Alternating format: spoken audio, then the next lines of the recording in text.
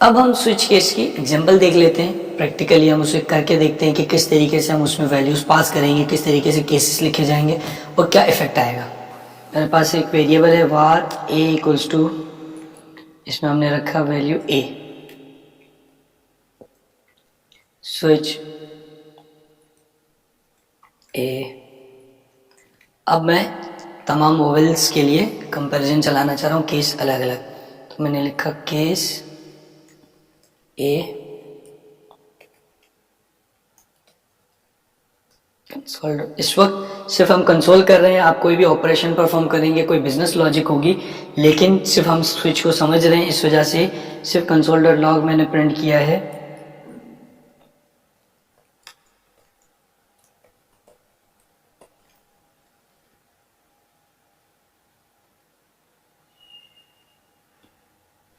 फिर ब्रेक, फिर आप लगाएंगे एक और केस,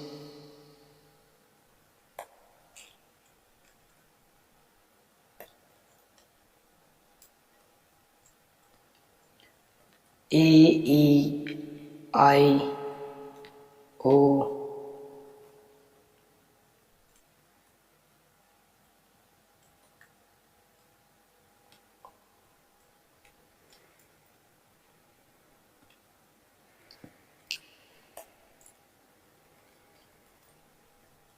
U। ये एग्जांपल हमने वॉवेल्स को कंपेयर करवा लिया और डिफ़ॉल्ट में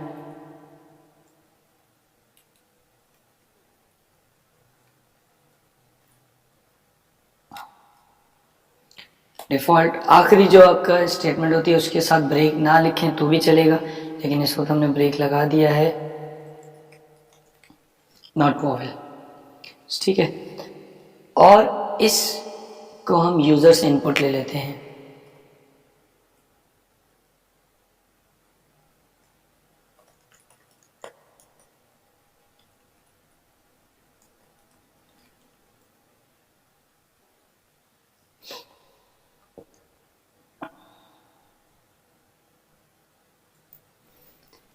इसको एग्जीक्यूट करके देखते हैं। इनपुट आया, आपने लिखा ई, इज वॉवेल, आपने कहा यू, यू इज वॉवेल, आपने कहा एम, नॉट वॉवेल। तो इस तरीके से आप इसमें एग्जीक्यूट कर रहे हैं। अब अगर किसी पॉइंट इन टाइम पे, फॉर एग्जांपल मैंने यहां से ब्रेक हटा दिया ई से और ए पास करता हूं मैं, अगर ए, तो ए प्रिंट हो गया। लेकिन अगर मैंने ई पास किया तो ई भी चल रहा है और आई भी चल रहा है। क्यों? क्योंकि ई के बाद कोई ब्रेक नहीं है, तो जब ई मिला तो ई भी चल गया और आई भी चल गया। क्या होगा अगर मैं सिर्फ आई पास करूं, आई, तो आई इज वोवेल। अब क्योंकि ई के पास ब्रेक नहीं है, तो ई अगर मैच करेगा तो ई के बाद अगला वाला चल जाएगा। अगर आई के पास भी ब्रेक ना होता और आपने ई पास किया तो तीनों प्रिंट हो जाएंगे। आई पास करेंगे तो आई और उसके बाद ओ हो जाएगा, ओ पास करेंगे तो सिर्फ ओ प्रिंट होगा। तो आप इस तरीके से कोई भी वैल्यूज यूज कर सकते हैं। और यहाँ पर क्योंकि इसमें आप इनपुट ले रहे हैं और ये इनपुट स्ट्रिक्ट कंपैरिजन है, अगर यहाँ पर कोई नंबर होगा तो वो कंपेयर नहीं हो पाएगा, कंपैरिजन नहीं चलेगा। इसके अलावा अगर आप एक्सपेक्ट कर रहे हैं स्ट्रिंग कंपेयर कर रहे हैं नंबर से, या एक्सपेक्ट कर रहे हैं नंबर कंपेयर कर रहे हैं स्ट्रिंग से, तो वो एरर दे देगा।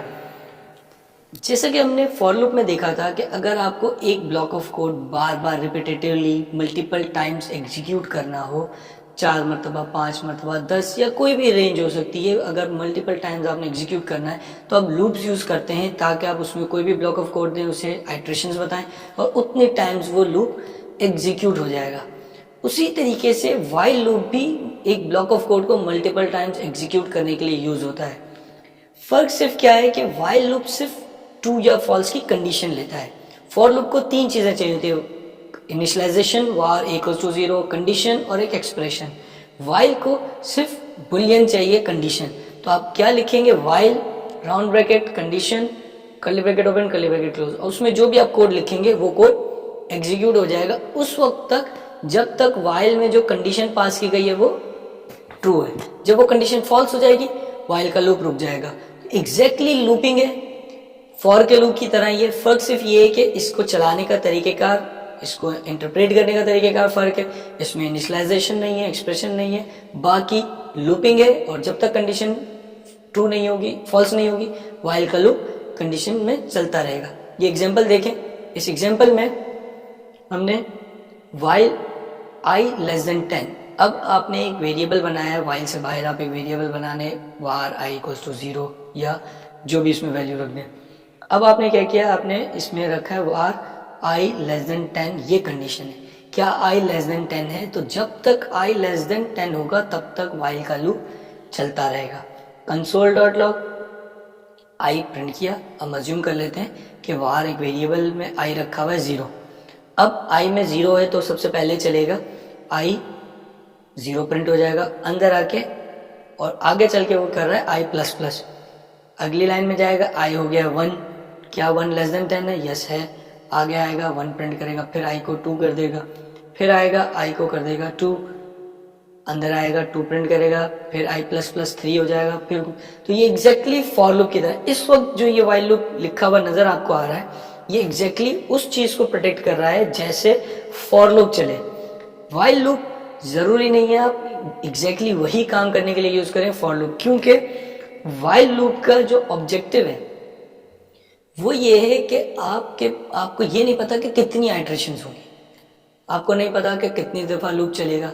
जब तक यूजर इनपुट में ओके करता रहेगा, यूजर कहता रहेगा आगे एग्जीक्यूट करते रहो, तब तक आप इनपुट वाइल लूप को चलाते रहेंगे। जब यूजर कह देगा कि मजीद आगे काम नहीं करना, फॉर एग्जांपल आप गेम खेल रहे हैं, जब तक आप गेम खेल रहे हैं आप यूजर्स को इनपुट देते चले जाएंगे, आप ओके करते चले जाएंगे, नई लाइफ लेते चले जाएंगे, तब तक आपका गेम चलता रहेगा। तो एग्जैक्टली आप गेम चला रहे हैं, और जब ये गेम चल रहा है और यूजर कंप्लीट हो गई है आइटरेशन, यूजर से पूछा do you want to play again, उसने कहा यस, तो आपने कोड को फिर से एग्जीक्यूट कर दिया। तो यूजर के इनपुट पर डिपेंडेंट है। जब तक यूजर का इनपुट ट्रू में कन्वर्ट होता रहेगा तब तक ये वाइल का लूप चलता रहेगा।